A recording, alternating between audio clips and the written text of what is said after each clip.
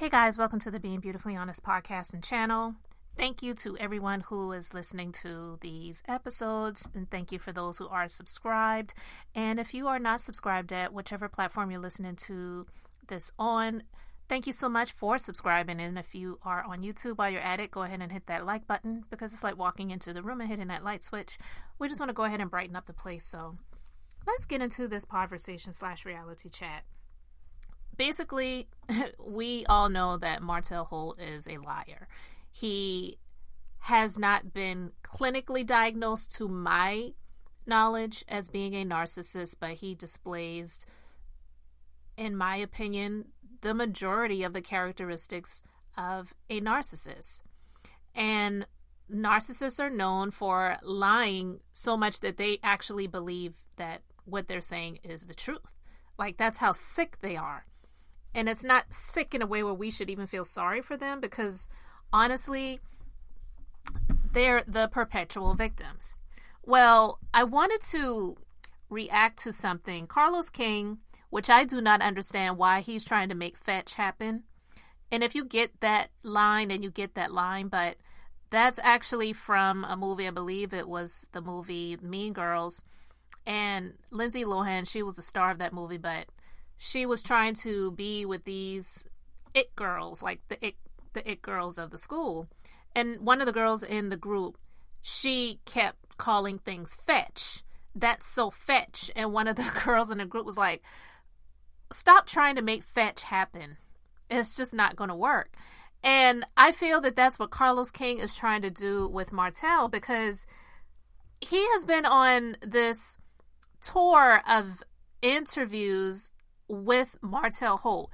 Out of all of the people on Love and Marriage Huntsville, he has been going around on this interview tour with Martell Holt, in my opinion, trying to make fetch happen. And it's just not going to work, because the majority of the audience is just not here for fetch. We're not here to see you try to make fetch happen. And some people wonder what is really good, what really is going on when it comes to Carlos and Martell. Why are you so close to this man? And I'm just saying, people are wondering.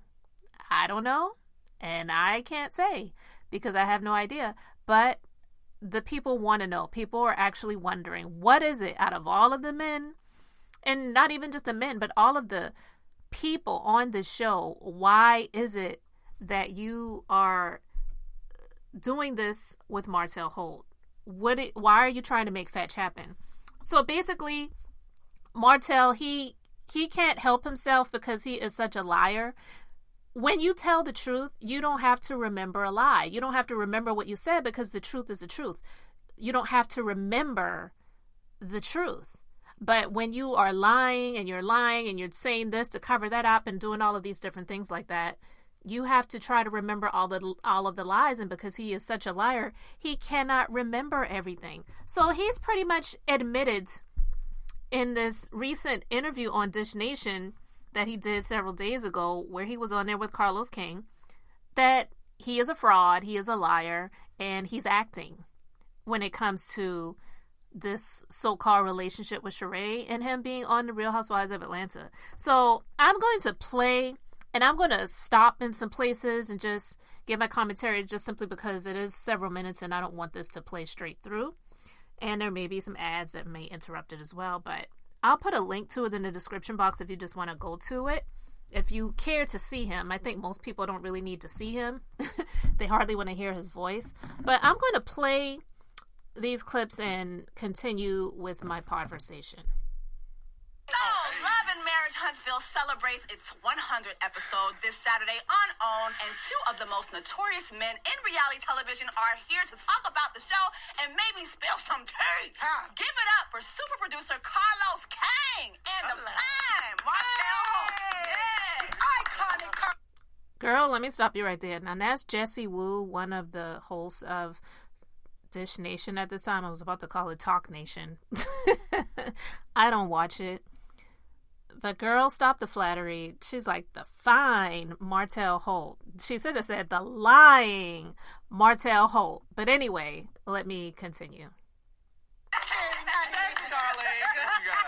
people on TV, black people on TV. Let's get it. Gotta love that. And Carlos, congrats on the show making it to 100 episodes. Wow, God is good. When you first concocted this idea, did you ever think it would become what it is today? Listen, I'm a man of God, a man of faith, and I was faithful, unlike some people.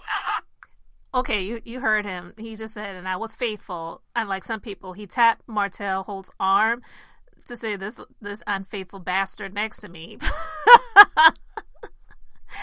And Martell's so stupid, he's sitting there smiling at it because, I mean, it's the truth. It is the truth. But for Carlos to say, first of all, I'm a man of God. Like, you're a man of mess. But okay, man.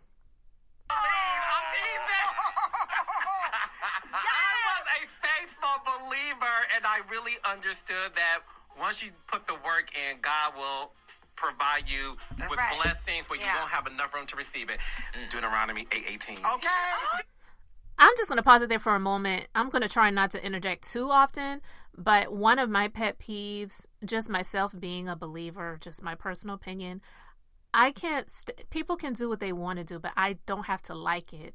And I can't stand when people use God for their mess. And look, God, I believe the Bible says it rains on the just as well as the unjust.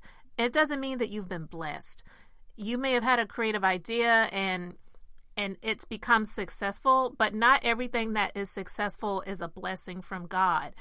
I just have to say that because I can't, I just can't stand when people do that.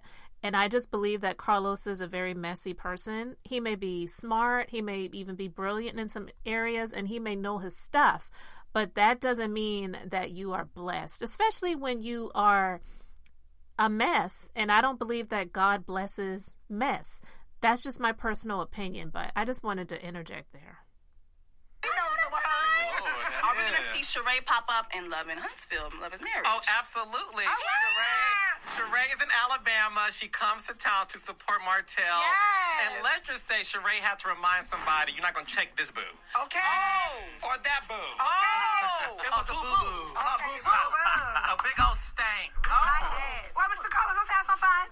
Oh. We like to have some fun over here. Well, with you, we call it fun. They call it shade. Well, it's a little shade.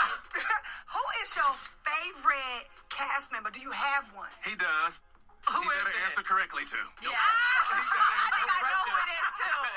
No. It's Melody Hope. Yes. Yes, it is. Yes. Say it's not if you want I don't blame him, though. Why you don't blame him? It's like... I don't know if you caught that, but they asked Carlos if he has a favorite of the cast on Love and Marriage Huntsville. And Martell says he knows he does, and he better answer correctly. And Martell says it's Melody Holt.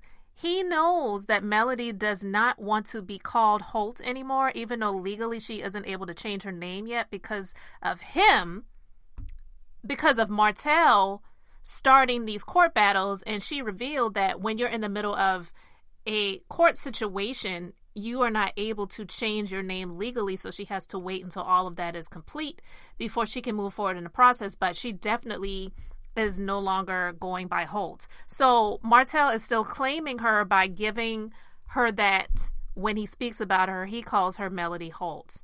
But anyway, I don't know if you caught that, and I just wanted to speak up there. A parent about a favorite child. You know this with your siblings. I love them all. I really do. Now, speaking of Melody, in the trailer, she hinted that you might want your family back. Could we see some spinning of the blockage? I'm happy where I'm at. I just want to co-parent with Melody, that's all. Okay.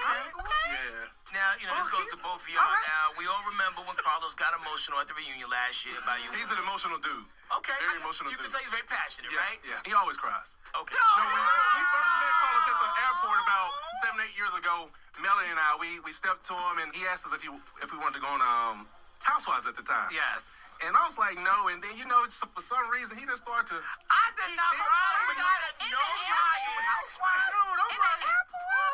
You gonna believe this man of all people? You better. Okay, you caught that right, because I was like, N-word, you are a liar. First of all, you were living in Huntsville, Alabama, and he was one of the producers of Real Housewives of Atlanta. Why would he approach you all about being on the Real Housewives of Atlanta? But at any rate, he's a liar. So Carlos said, "You're going to believe this one right here?" I did not cry. I was excited because I felt like I met magic. So you were misty. Misty-eyed. I'm Misty Blue. You know, You was crying because of the corn you knew you was finna make? Yes, honey, yes. Extra wing on the house. You know what I'm saying? Fast the car. Now, I do have one more question about this Real Housewives crossover. Okay. Now, I did see Kenya say the other day that somebody bald-headed had the nerve to come for her. Was that bald-headed person you? She was speaking to me, but I didn't come for her, though. Are you sure? Did you speak the truth? That's it. That's why I killed that whole scene. I killed it. Because she was lying to me I was in the DMs. It's so crazy that you beside me. Because she said I was in the DMs, and it was about 6 months ago. I'm like, let me just see if I ever messaged her. I looked at my phone, like, damn, I did DM her.